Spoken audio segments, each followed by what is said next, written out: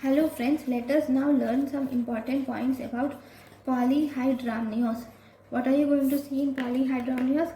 Polyhydramnios is actually the most common cause of what increased amniotic fluid is polyhydramnios. Most common cause of mild polyhydramnios. Similar to oligohydramnios, most common cause of mild polyhydramnios is idiopathic. Then what is the most common cause of severe polyhydramnios? Most common cause of severe polyhydramnios is congenital malformations. In congenital malformations, are more common when compared to neural tube defects. So these are the most common cause of polyhydramnios. Now what about the other causes of polyhydramnios? So if you see the causes of polyhydramnios, one, we have multi-fetal pregnancy. Then we have maternal diabetes mellitus, which will lead to fetal hyperglycemia, which will result in polyhydramnios. Then if you see the next important cause is high fetal cardiac output. High fetal cardiac output is seen in fetal anemia like Rh incompatibility, parvovirus infection, hemolysis. Okay, then it is also seen in alpha thalassemia and fetal Barter's syndrome. So all these will result in polyhydramnios. Because of high fetal cardiac output, this will cause increased blood flow to the fetus. Obviously that will get filtered as amniotic fluid. Then the next causes, if you see, if there is no proper swallowing, because the amniotic fluid enters into the fetal body by swallowing itself. So the only drainage process of amniotic fluid is swallowing of the fetus. But here if there is any swallowing defect, obviously the amniotic fluid has no outflow, but amniotic fluid continues to get secreted. So that leads to polyhydramnios.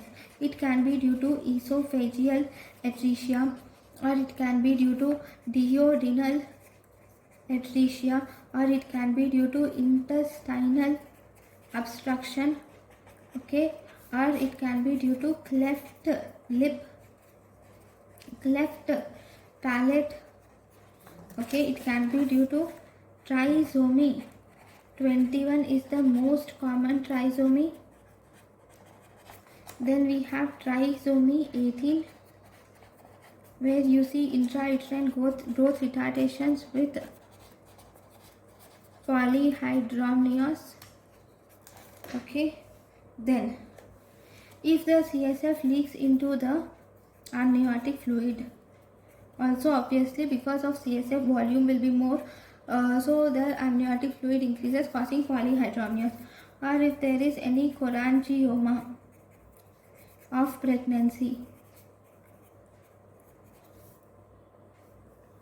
or if there is any TORCH group of infections.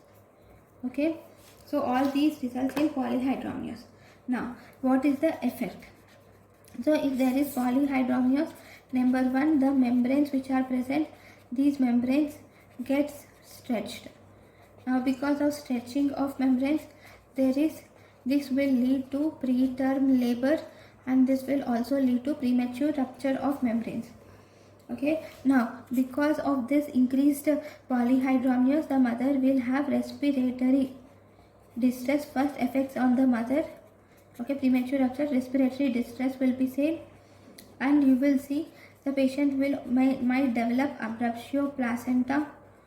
Because of increased amniotic fluid, the cord may prolapse, and because of increased amniotic fluid, the baby moves a lot, causing malpresentations and even amniotic fluid might enter the maternal blood circulation, causing amniotic fluid embolism.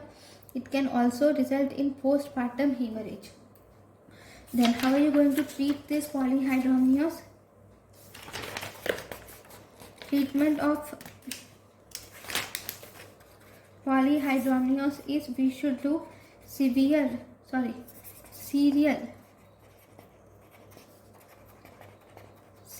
amniocentesis is done. Serial amniocentesis is done in pregnant with excessive respiratory discomfort. In a pregnant with excessive respiratory discomfort, we should do serial amniocentesis is done. Next. Then after that, the drugs which are used here to manage are indomethacin is given. Only if less than 22 weeks of gestation. Actually, this indomethacin is contraindicated more than 32 weeks of pregnancy. This indomethacin is contraindicated. So after 32 weeks, why is it contraindicated after 32 weeks? Because this will cause closure of ductus arteriosus. Okay, so this is about the polyhydramnios. Thank you for watching.